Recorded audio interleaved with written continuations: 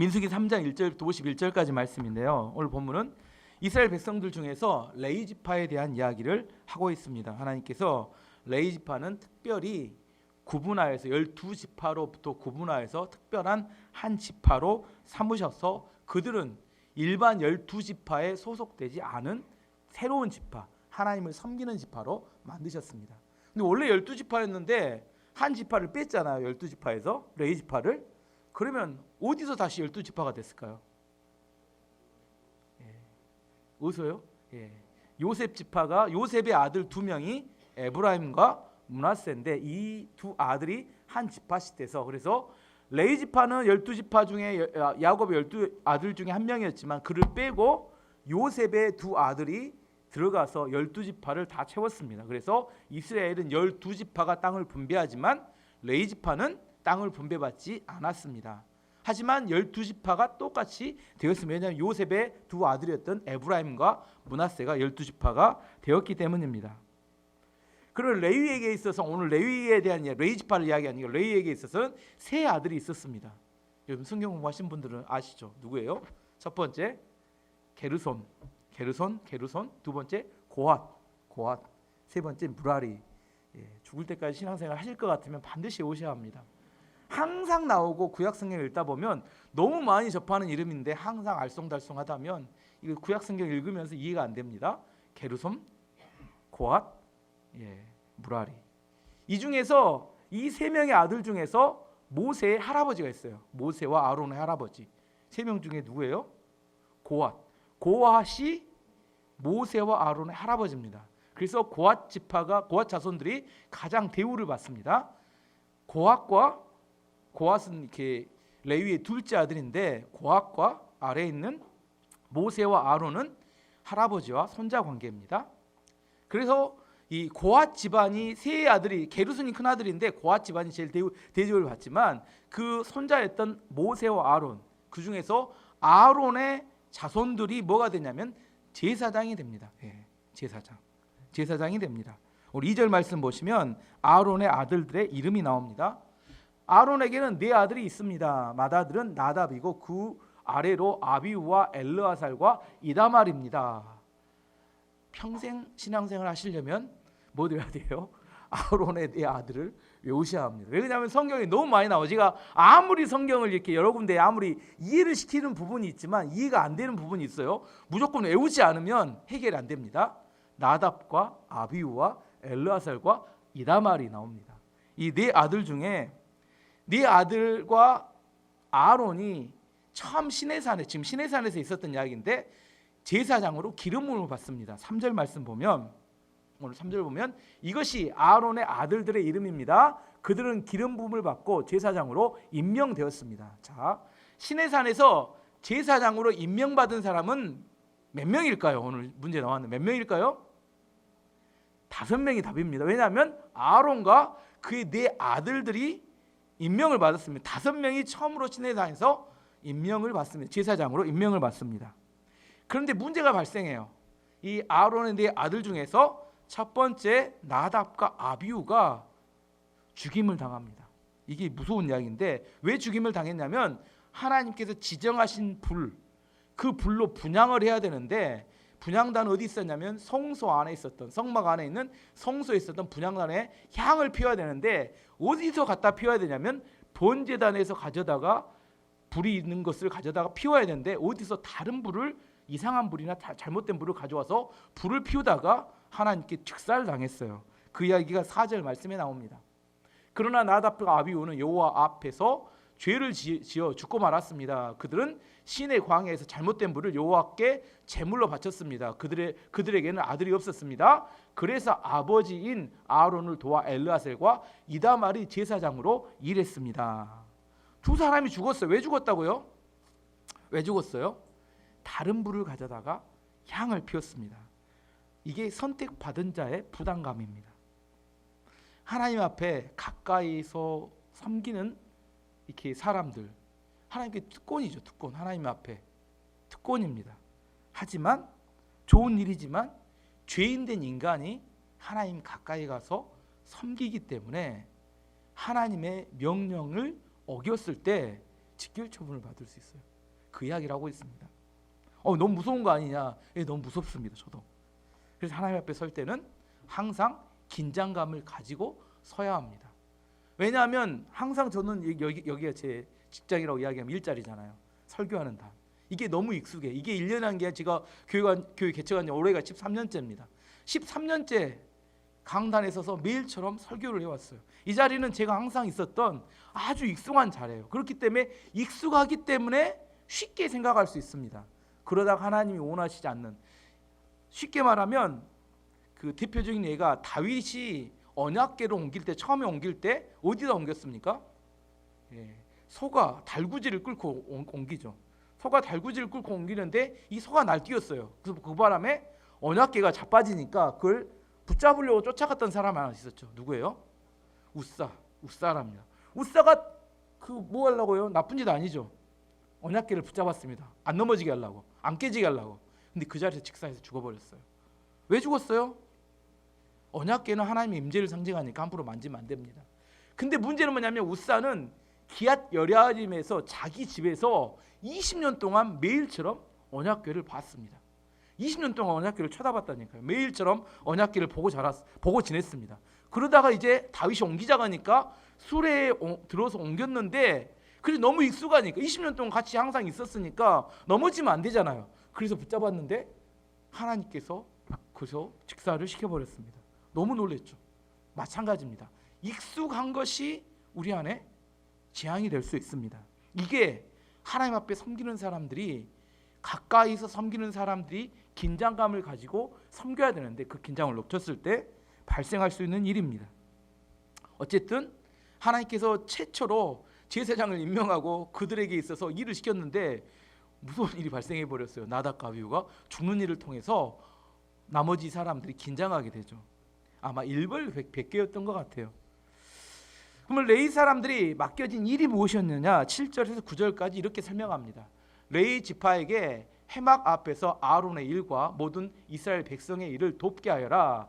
그들에게 회막의 모든 기구들을 관리하게 하고 회막의 일을 돌보며 이스라엘 백성의 일을 보살피게 하여라. 레위 사람들을 아론과 그의 아들들에게 맡겨라. 모든 이스라엘 백성 가운데 레위 사람은 아론에게 완전히 맡겨진 사람들이다. 그렇게 이야기합니다. 무슨 말이냐면 레위 지파의 역할이 뭐였냐면 제사장들이 제사를 지내는 것을 돕는 역할을 했습니다. 그래서 성막의 기구들을 관리하고, 그다음에 성막의 일을 보고, 그다음에 여러 백성들을 돕는 일을, 백성들이 말씀을 잘 지키도록. 그래서 이제 정리를 해보면 성막에서 일하는 사람들에게는 이렇게 맨 위에가 뭐가 있었냐면 대제사장이 있었어요. 대제사장은 요즘 말하면 담임 목사, 이렇게 이해하시기 쉽게. 그 아래는 제사장이 있었습니다. 제사장은 부목사. 그 아래가 맨 아래서 레위인들이 있었습니다. 레위인들은 뭐였냐면 이렇게 교회 안에서 여러 행정이나 여러 이렇게 다른 일들을 돌보면서 제사장과 대제사장들이 사역하는 것을 돕던 사람들을 레위인들이었습니다. 이 사람들을 하나님이 특별히 선택하셨다, 그런 이야기입니다. 16절에서 39절까지 말씀은 이 레위 지파 사람들을 계수하는 수가 나옵니다. 어떻게 계수했냐면 3명의 자녀대로, 3명이 뭐였어요? 게르손, 고핫, 무라리. 기억하셔야 합니다. 뭐라고요? 게르손, 고핫, 무라리. 그래서 먼저 게르손 지파의 수를 계산해봤더니 22절에 나옵니다. 게르손 집안에는 태어난 지 한 달 이상 된 남자가 모두 7,500명이었습니다. 한 달 이상 된 남자가 7,500명이었습니다. 28절 보면 고핫 집안 수가 나오는데, 고핫 집안에는 태어난 지 한 달 이상 된 남자가 모두 8,600명이 있었습니다. 이들은 성소를 돌보는 일을 맡았습니다. 세 번째 무라리 8,600명이었고, 무라리 집안에는 태어난 지 한 달 이상 된 남자가 모두 6,200명이 있었습니다. 기억하셨죠? 다 합치면 얼마일까요? 기억하지 못할 것 같아서 36절 말씀 보면 합쳐져서 나옵니다. 모세와 아론은 여호와께서 명령하신 대로 레위 사람을 세웠습니다. 태어난 지 한 달 이상 된 남자는 모두 22,000명이 있었습니다. 제가 계산해봤더니 맞습니다. 세 가지를 합쳤더니 22,000명이었습니다. 이건 기억하셔야 돼요. 22,000명이 있었습니다. 그러면 왜 하나님께서, 오늘 이제 본론이 나옵니다. 세 가지 본론이 나오는데, 왜 하나님께서 레위지파를 따로 계수하도록 만드셨을까? 하나님께서 이스라엘 백성들 중에서 레위지파를 따로 계수해서 이게 분리시켰던 이유에 대한 이야기를 하면, 첫 번째, 그들은 하나님만을 섬기도록 선택된 사람이었는데 그 이유를 오늘 본문에서 이야기합니다. 이스라엘 백성들이 애굽에 나올 때 10번째 재앙이 뭐였어요? 10번째 죽음의 사자가 애굽을 덮칠 때 장자가 죽는 재앙입니다. 그때 어떤 집은 지나갔어요? 문설주와 문인방에 문짝이, 문설주는 이렇게 옆에 문인방 위쪽을 이야기하며 문에다가 어린 양의 피를 발라놓은 집은 넘어갔습니다. 그래서 넘어갔다 해서 영어로는 패스오버, 한자로는 유월, 집을 넘어갔다 해서 유월절입니다. 그 유월절을 지나고 난 다음에 뭐라고 하셨냐면 애굽의 모든 장자는 다 죽었습니다. 하지만 이스라엘 백성들의 장자는 살았어요.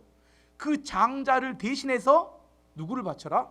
레위지파를 바쳐라, 이렇게 이야기한 겁니다.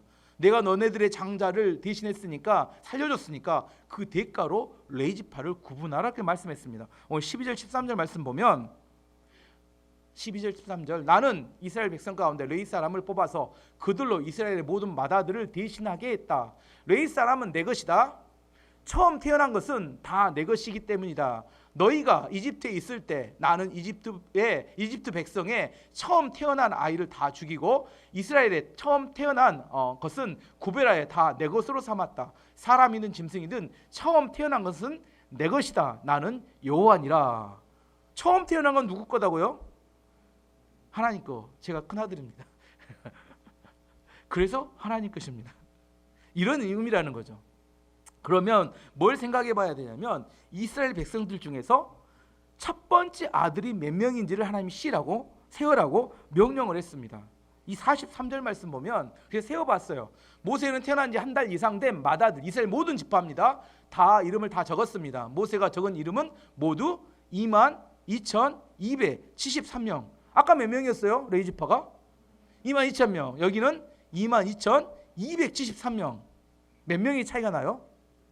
273명. 273명이 모자랐어요. 레위지파가 원래 장자의 수가 22,273명이니까 22,273명을 드려야 되는데 22,000명밖에 없었어요. 그래서 하나님이 뭐라 했냐면, 어떻게 해결했냐면 273명분에 대해서는 돈으로 내라. 돈으로 내라.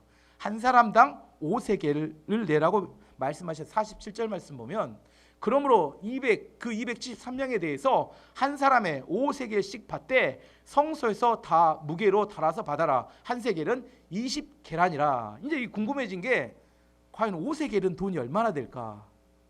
궁금하지 않으세요? 저는 궁금했는데 그래서 계산해 봤습니다. 1세겔은 11.4g입니다. 이건 뭐 공식적인 그람이니까. 그래서 내가 어제 조사를 봤더니 한국 은거래소의 은 1g이 얼마인가? 865원. 어제의 단위로 또 오늘 바뀔 수 있는데, 그래서 계산해 봤더니 대략 11.4g을 고백했더니 대략 10,000원 정도 나왔습니다. 그래서 5세겔은 얼마일까요? 50,000원. 한 사람당, 무리하게 낸 건 아니죠. 50,000원씩을 하나님께 한 사람당 내어라. 그럼 여기서 이제 우리가 궁금한 건 그겁니다. 하나님 째째하게 22,000명이나 22,273명이나 여기도 그럴 거예요. 다 비싼 거 아니냐. 꼭 물론 이제 회계를 담당하신 분들은 꼼꼼하게 해야 되지만 이게 비싼 거 아니냐. 째째하게 그 273명 비었다고 그걸 돈으로 환산해서 내라고 하느냐. 여러분은 의문이 안 드십니까? 제 같으면 이렇게 성경 읽으면 왜 너무한 거 아니냐. 273명 왜 그랬을까? 왜 273명분을 내라겠을까? 하나님께서 명확하게 하기를 원하셨던 것 같아요. 레위인이 바쳐지는 이유는 반드시 왜? 너희들의 장자에 대한 생명의 대가로 드려진 게 레위지파라는 사실을 분명하게 하기 위해서 273명 마지막까지 계산하신 겁니다. 이게 무슨 의미냐면, 장자의 생명값이라면 너네들이 레위지파를 보면 뭐라고 생각해야 된다고요? 우리 큰아들 대신에 레위지파가 하나님께 앞에서 일하고 있구나, 이렇게 생각해야 맞는다는 겁니다. 레위지파를 섬길 때 어떻게 섬기라고요? 내 큰아들 대신에 저 사람을 섬긴다고 생각하고 섬기는 게 성경적인 가치고 생각이다. 지금 하나님께서 그렇게 이야기하고 계신 겁니다. 왜냐하면 사람들은 은혜를 쉽게 잊어버려요. 처음에는 다 뭐라게요? 은혜라고 합니다. 근데 시간이 지나면 뭐라게요? 내 능력으로, 내 업적이라고 이야기해요. 그래서 뭐라게요? 그걸 자랑하기 시작합니다. 자기가. 뭐 역대 상하 이야기할 때 계속 나왔잖아요. 젊었을 때는 은혜입니다. 은혜가 넘치고, 그래서 은혜가 있으면 뭐가 돼요? 겸손합니다. 하지만 그것이 언젠가 내 업적이 되면, 내 자랑하기 시작할 때부터 교만해집니다. 은혜라고 생각했을 때가 참 좋아요.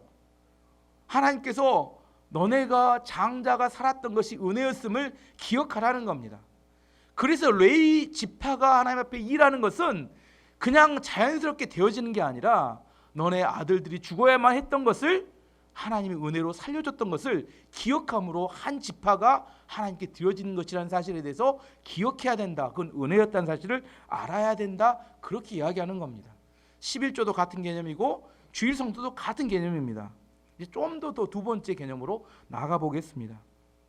이스라엘 지파 가운데 레위 지파가 이스라엘 지파 가운데 존재하는 존재의 근본적인 또 목적이 하나 있습니다. 이유가 있어요. 그것은 하나님께서 이스라엘 백성들을 사랑하시기 때문에 레위 지파를 만들어 두셨어요. 이제 좀 설명을 드려야 합니다. 사랑하면 복잡해져요. 뭐 하면 복잡해진다고요? 사랑 안 하면 간단합니다. 예를 들어 이런 겁니다. 죄인은 죽어야 합니다. 죄인은 죽어야 돼. 이건 뭐 율법입니다. 죄인은 죽어야 돼요. 법대로만 하자면 세상은 너무 간단합니다. 죄인을 찾아서 어떻게 하면 돼요? 죄인은 죽어야 한다니까. 죄인을 찾아서 어떻게 하면 돼요? 죽이면 돼요. 다 잡아서 죽이면 됩니다. 그러면 너무 세상이 간단해요. 깔끔합니다. 죄인은 잡아서 죽이면. 근데 문제는 뭐냐면 하나님이 죄인인데 살리고 싶어 한다는 거예요. 이해가 되세요? 죄인은 죽여야 돼. 그럼 너무 간단해요. 너무 깔끔해. 세상이 너무 공평해. 근데 죄인인데 살리고 싶어. 이걸 은혜라고 합니다. 죄인을 죽이는 건 율법이에요. 근데 죄인인데 살리고 싶어요. 그걸 은혜라고 해요. 왜냐하면 하나님이 사랑하시기 때문에. 사랑하지 않으면 깔끔하고 정리가 잘 돼요. 사랑할 때부터 복잡해집니다. 다른 예를 들어보면 내가 사랑하지 않는 사람과 약속을 했어요. 한 5분 기다리다가 안 오면 어떻게 하면 돼요? 집에 돌아오면 됩니다. 왜냐하면 사랑하지 않으니까. 근데 사랑하는 사람과 약속을 했습니다. 처음에 늦으면 화가 납니다. 근데 1시간쯤 지나면 어떻게 돼요? 사고 난 거 아니고 걱정이 돼요. 화가 났다가 걱정이 됐다가 반복하다가 서너 시간을 기다립니다. 왜? 사랑하면 복잡해져요. 사랑하지 않으면 5분 있으면 와본다니까요. 그리고 나 뒤도 돌아보자. 다시 약속하지 않으면 됩니다. 사랑할 때부터는 복잡해져요. 다른 애들 보면 망나니 아들이 있습니다. 사랑하지 않으면 간단합니다. 집 나가. 호적이 파분다. 저런 자식은 절대 안 변해. 평생 두다가 속썩일 놈이야. 간단합니다. 호적이 파면 끝이에요. 맞아요? 틀린 말이에요? 맞는 말입니다. 안 변해요. 그런데 부모는 그렇게 못합니다. 왜냐하면 사랑하기 때문입니다. 망나니 아들이에요. 상처를 줍니다. 고통을 받아요. 그럼에도 불구하고 품고 갑니다. 왜냐하면 사랑하면 복잡해집니다. 연애하는 커플입니다. 연애하는 커플이요. 한 사람이 갑자기 어떤 이유를 대면 나 그 사람 때문에 이런 이유 때문에 그 사람과 헤어져야겠어 이렇게 말합니다. 헤어져야지는 이유가 그 이유 때문일까요? 사랑이 식어서일까요? 사랑이 식어서일까요? 그 이유 때문일까요? 그 이유는 원래도 있었어요. 근데 사랑하면 그게 문제가 안 돼요. 근데 사랑이 식어지면 이제부터 문제를 찾아요. 헤어지기로 먼저 결정을 했을까요? 아니면 이유 때문에 헤어지는 걸까요? 대부분 사람들은 그 이유 때문에 헤어진다고 하지만 사실은 헤어지기로 먼저 결정을 합니다. 그리고 이유와 문제를 찾는 겁니다. 원론이 뭐예요? 이렇게 근본이 뭡니까? 내 마음에 사랑이 없는 게 근본 원인이지 그 이유 때문 아닙니다. 원래 처음부터 그 이유는 있었다니까요. 대부분의 사람들은 다 그 이유를 갖고 있습니다. 사랑이 식으면 그렇게 되는 겁니다. 사랑하면 반대로 길을 찾습니다. 어떤 사람에게 어떤 일을 맡깁니다. 어떤 사람은 두 종류가 있어요. 일을 맡기면 안 된다고 와서 보고만 하는 사람이 있고, 어떤 사람은 되는 방법을 찾아내는 사람이 있습니다. 어떤 사람이 되는 방법을 찾아낼까요? 그 일을 사랑하는 사람은 되는 방법을 반드시 찾아냅니다. 그래서 어떤 사람에게 일을 맡길 때 어떤 사람에게 일을 맡겨야 되냐면 유능한 사람에게 맡기는 게 아니라 사랑하는 사람에게 일을 맡기면 반드시 이 일이 이루어집니다. 사랑하면 길이 보입니다. 하지만 사랑하지 않으면 길이 안 보여요. 오늘 어려운 이야기를 막 사랑에 대한 이상한 이야기를 막 했는데 이스라엘 백성들이 죄인이다니까, 불순종했다니까요.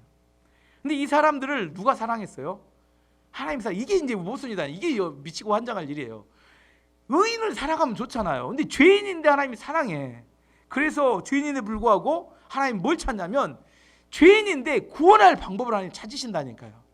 이게 진짜 하나님이 왜 지금 성경이 구구절절하게 막 레이지파와 성막과 이상한 이야기들을 막 구구절절하고 지루하고 재미없는 이야기를 해요. 왜냐하면 죄인인데 하나님이 구원하고 싶다니까요. 그래서 그 방법으로 모세를 보내서 애굽에 10가지 재앙을 쏟아붓습니다. 죄인이면 죽여야 되는데 살리고 싶다니까 하나님. 그래서 모세를 통해서 애굽에 10가지 재앙을 쏟아부어요. 마지막 재앙이 됐어요. 죄인은 다 죽어야 돼. 죽음의 사자가 온 애굽을 덮칠 때 다 죽어야 된다니까요. 죄인이라. 근데 살짝하니 유대인들에게는 방법을 알려줘요. 뭐라고요? 문 설주와 문 임방에는 어린 양의 피를 바르면 살아. 이거 안 가르쳐주면 죽어요. 다 죽어요. 근데 이걸 살짝이 가르쳐줘요. 왜 가르쳐줘요? 사랑하니까 가르쳐준다니까요. 사랑하지 않으면 안 가르쳐줘요. 그러고 나서는 그 장자가 살았어요. 장자 대신에 레이지파를 따로 구분을 해요. 왜? 사랑하니까, 살리려고. 죄인인 인간과 거룩한 하나님이 직접 맞부닥치면 다 죽어요. 근데 그 사이의 완충 지역으로 레위인들을 놔둡니다. 그리고 성막을 놔둬요. 성막에서 사람이 죽어야 되는데 양과 소를 잡아서 하나님께 바치면 죄를 용서해 주는 거예요. 이거 하나님의 비밀입니다. 알려주지 않아도 돼요. 다 죽이면 돼요. 죄인은 다 죽이면 된다니까요. 근데 이걸 살리려고 하다 보니까 여러분, 제가 했던 이야기가 출애굽기부터 시작했고 민수기 10장까지 재미없고 지루한 성막 이야기. 여러분 읽어보면 압니다. 왜 출애굽기를 못 뛰어넘냐? 이 성막에서 다 막힙니다. 그리고 나서는 레위기의 율법 이야기. 이게 다 살리기 위한 방법이에요. 지루하고 재미없고 정말 미치고 환장하려는 이야기들이 창세기부터 읽어보면서 다 읽어야겠다고 생각하지만 이 부분을 못 뛰어넘습니다. 왜냐하면 너무 재미없고 지루한 이야기고 복잡한 이야기입니다. 그게 왜 지루하고 복잡한 이야기가 성경에 기록되어 있어요? 왜요? 제가 이야기하죠. 죄인인데 죽어야 되는데 살리고 싶다는 거예요. 살리려고 하면 복잡해진다니까. 이게 간단하지 않아요. 레위지파가 존재하는 이유는 고차 방정식입니다. 단순하지 않습니다. 하나님께서 죄인을 살리기 원하는 마음 때문입니다. 인간을 구원하시려고 하는데 그 도저히 구원하기가 어려운데 그 어렵고 힘든 방법을 하나님이 사랑하셔서 찾아내신 겁니다. 그래서 만든 게 성막과 레위지파였어요. 사랑하면 만들어냅니다. 마가복음 2장 말씀 보면 뭐가 나오냐면 이렇게 중풍병자가 한 명 있는데 중풍병자를 친구들이 예수님께로 데려가면 살 것 같다, 일어날 것 같다는 기대를 가졌어요. 그래서 들것에 매가지고 예수님께 중풍병자를 이렇게 끌고 와요. 아시죠? 모르신가요? 가버나움에서 있던 사건인데, 근데 사람들이 집에 너무 많이 모여 있는 거야. 도저히 들것을 들고 예수님께 갈 수가 없는 거야. 그래서 그 사람들이 4명의 친구가 뭔 방법을 찾아내요? 이스라엘 집은 이렇게 집이 외형이 있으면 위쪽으로 이렇게 테라스가 있는 지붕으로 바깥으로 계단이 나 있어요. 그래서 계단을 통해 가지고 지붕으로 올라갑니다. 이 건축 기술이 이게 좀 이렇게 우리나라 같이 발달하지 않아서 거기는 어떻게 되어 있냐면 나무와 집세기를 위에 덮고 거기에 진흙으로 발라놨어요. 그것을 뜯어낼 수 있었습니다. 그 4명의 친구들이 지붕을 뜯어냅니다. 예수님이 여기서 설교하고 있고 많은 사람이 듣고 있는데 지붕을 뜯어내면 뭐가 떨어질까요?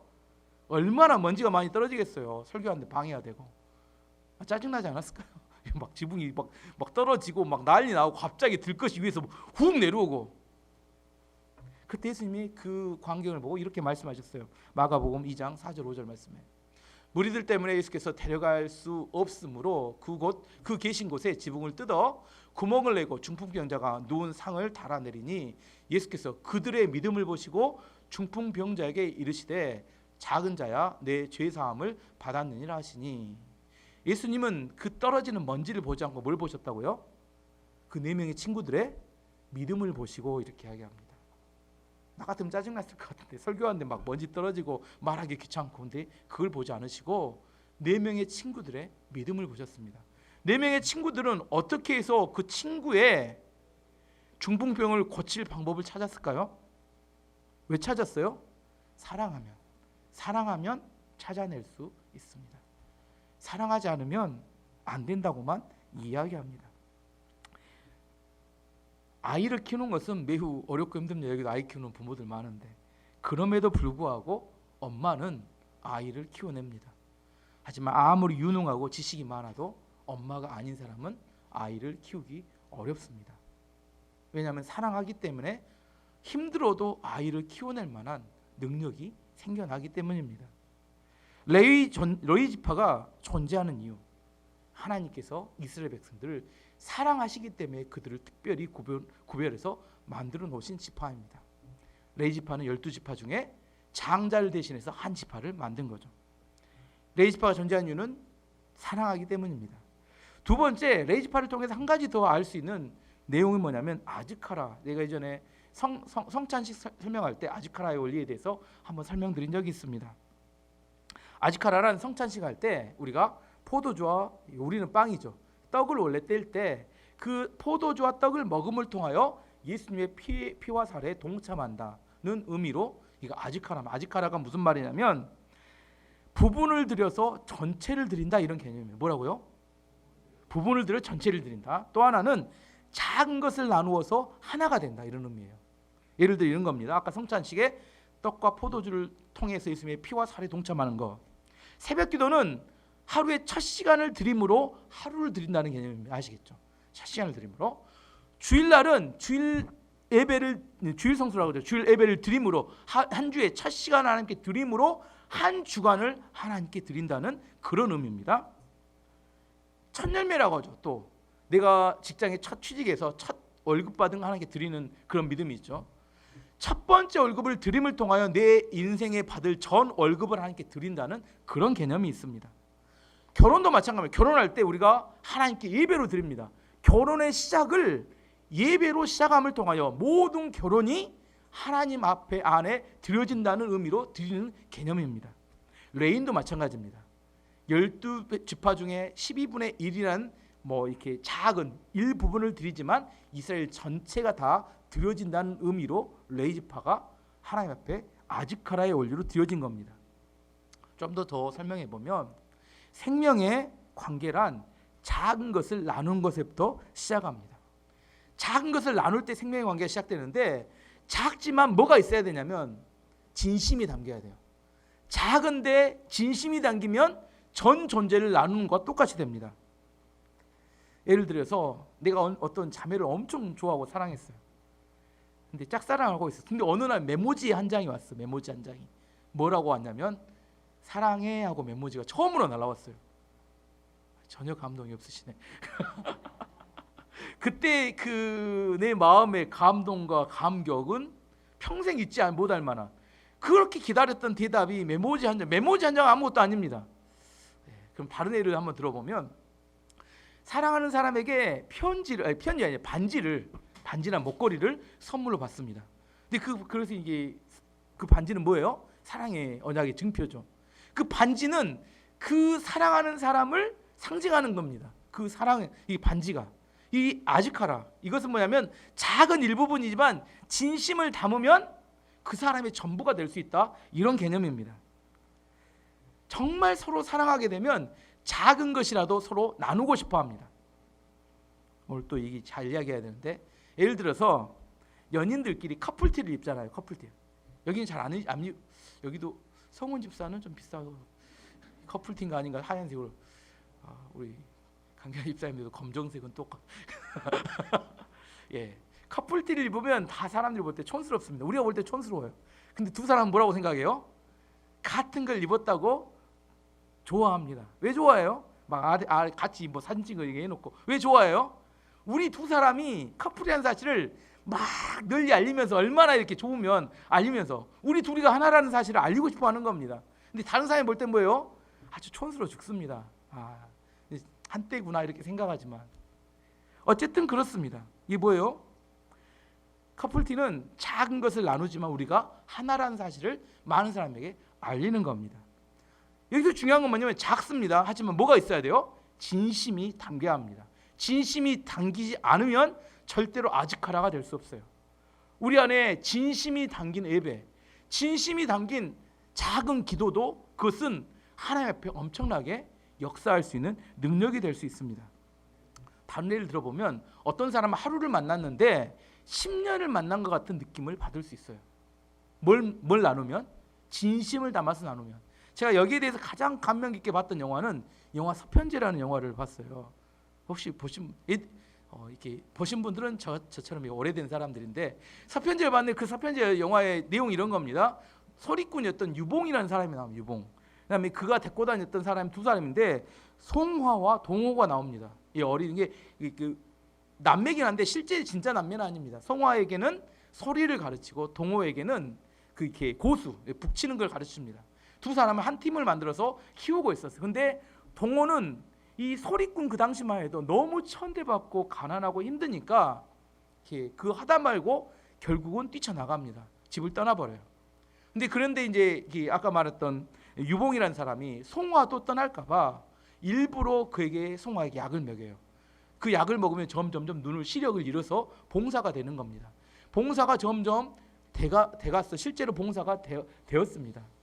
나중에 유봉이 병에 걸려서 죽으면서 송화에게 사죄를 합니다. 내가 일부러 약을 먹였다. 근데 숨을 거두어요. 그리고 몇 년 뒤가 지나서 영화 끝자락 가서 몇 년 뒤가 지나서 유봉이 처음에 갔던 동화가 이렇게 도망갔던 동화가 미안한 마음에 이 송화와 유봉을 찾아다닙니다. 그래서 몇 년 만에 드디어 어느 주막에서 찾습니다. 그 주막에서 송화는 창을 이렇게 원하는 사람들에게 불러주는 그런 일을 했는데 그날 동화가 송화에게 창을 요청합니다.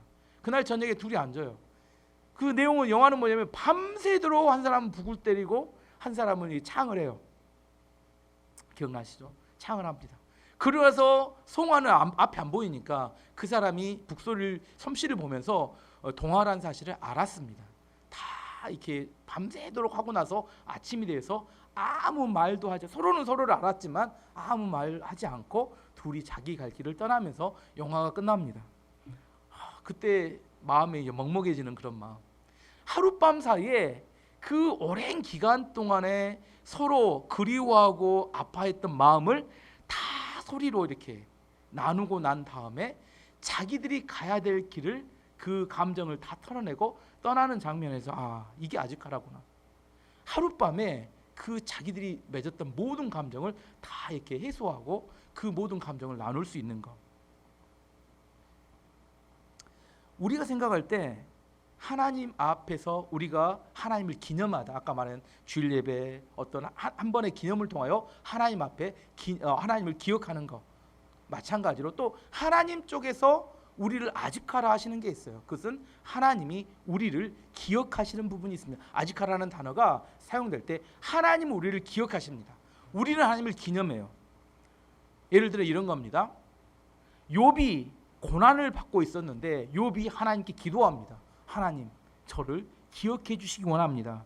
욥기 14장 13절 말씀 보면 주는 나를 소홀에 감추시며 주의 진노를 돌이키실 때까지 나를 숨기시고 나를 위하여 규례를 정하시고 나를 기억하옵소서 이렇게 나오는데 기억해 달라는 이야기가 뭐냐면 아지카라입니다. 나를 기억하십시오. 기억해 주십시오. 이 기억해 달라는 것은 나와 하나님이 연결되기를 원합니다. 작은 부분이 연결되지만 하나님이 우리를 기억할 때부터 우리 안에서 생명의 능력이 다시 작동하고 역사합니다. 중요한 게 뭐냐면 하나님이 우리를 기억해달라. 우리를 기억하고 하나님께 연결될 때 다 무너졌고 망했던 모든 곳에서 생명의 역사가 나타나면서 다시 원래로 회복될 수 있는 능력이 나타납니다. 다른 예를 하나 들어보면 히스기야가 죽을 병에 들었어요. 그때 히스기야도 통일한 기도를 합니다. 히스기야 열왕기하 20장 3절 말씀 보면 여호와여 고하오니 내가 진실과 진심으로 주 앞에 행하며 주께서 보시기에 선하게 행한 것을 기억하옵소서 하고 히스기야가 심히 통고가 아니라 죽을 병이 걸렸는데 하나님께 기도할 때 하나님 제가 했던 일에 대해서 하나님 기억해 주십시오. 아직까라 해 주십시오. 하나님 제가 했던 일을 기억해 주십시오. 이렇게 기도할 때 하나님께서 그 기도에 응답하셔서 그의 생명을 15년 동안 연장해 줍니다. 하나님이 우리를 기억하실 때, 하나님 우리의 부분을 기억하실 때 우리의 생명이 살아날 수 있습니다.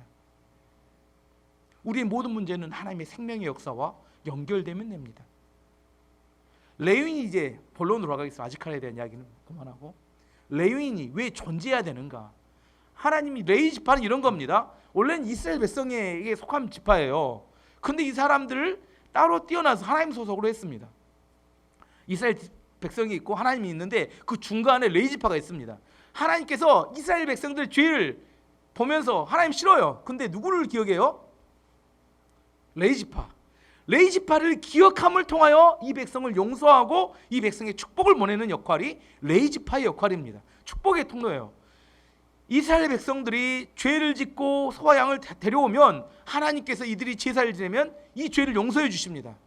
하나님께서 레위 지파를 기억하시면서 이 백성들의 축복을 흘러 보내주는 축복하시는 역할을 이 레위 지파가 하는 겁니다. 아시겠죠? 이게 아지카라입니다. 부분을 드렸는데 이 부분이 전체를 감당하는 역할을 하게 되는 것을 말하는 겁니다.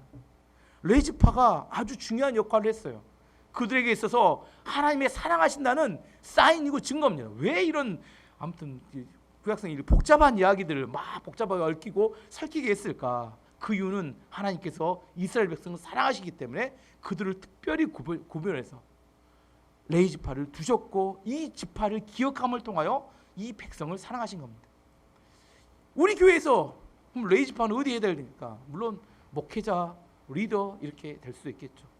세상을 향해서 레위 지파는 누굴까요? 우리 교회 성도들 모두가 세상에 향해서는 레위 지파입니다.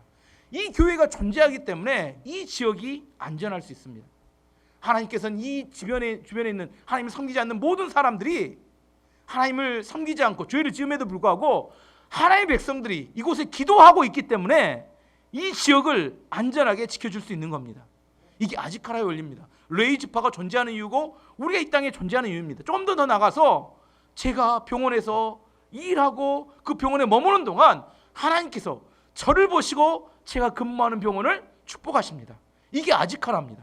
하나님께서 우리를 천국으로 바로 구원받자마자 데려가지 않으시고 이 땅에 두신 이유는 하나님께서 하나님의 축복의 통로로 이 땅에 우리를 남겨두신 겁니다. 우리가 그 사명을 분명히 알아야 돼요. 잘 먹고 잘 사는 교회에서 이 땅에 존재하는 게 아닙니다. 그렇다면 죽어서 천국 가는 게 더 빠를 수 있습니다. 더 좋을 수 있어요. 이 땅에 사는 게 뭐예요? 제가 항상 생각합니다. 사는 것 자체가 죄다. 죄를 안 짓고 싶은데 죄를 안 지을 수가 없어요. 사는 것 자체가 죄입니다. 그럼 왜 이 땅에 죄를 지음에도 불구하고 존재할까? 그것은 이 땅을 축복하기 위한 하나님의 계획인 겁니다. 레위 지파가 존재하는 이유는 하나님의 사랑 때문이고 레위 지파는 축복의 통로로 이 땅과 그 시대에 쓰임 받았다면 왕 같은 제사장으로 세우신 우리들은 이 땅에 존재하는 이유는 우리를 통하여 이 땅을 축복하게 하는 하나님의 계획입니다. 이 땅을 위해서 기도하셔야 돼요. 우리가 그 레위 지파의 사명을 감당할 때 하나님께서는 기뻐하시고 좋아하십니다. 이제 결론을 내보도록 하겠습니다. 레위인들이 존재하는 이유. 첫 번째는 이스라엘 백성들의 장자를 대신해서 드려진 존재들이다, 이렇게 정리할 수 있습니다. 두 번째는 하나님께서 죄인인 이스라엘 백성들을 구원하기 위해서 찾아낸 방법이 레위 지파라는 존재를 만드신 이유입니다. 사랑하면 뭘 찾는다고요? 이제 없어 벌써.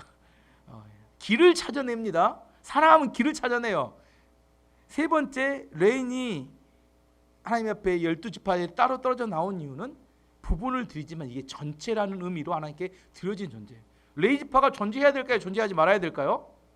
존재해야 합니다. 레위 지파를 보고 내가 죄를 지었음에도 불구하고 레위 지파를 보고 하나님이 그 공동체를 용서하실 수 있다니까요. 레위 지파는 축복의 통로였습니다.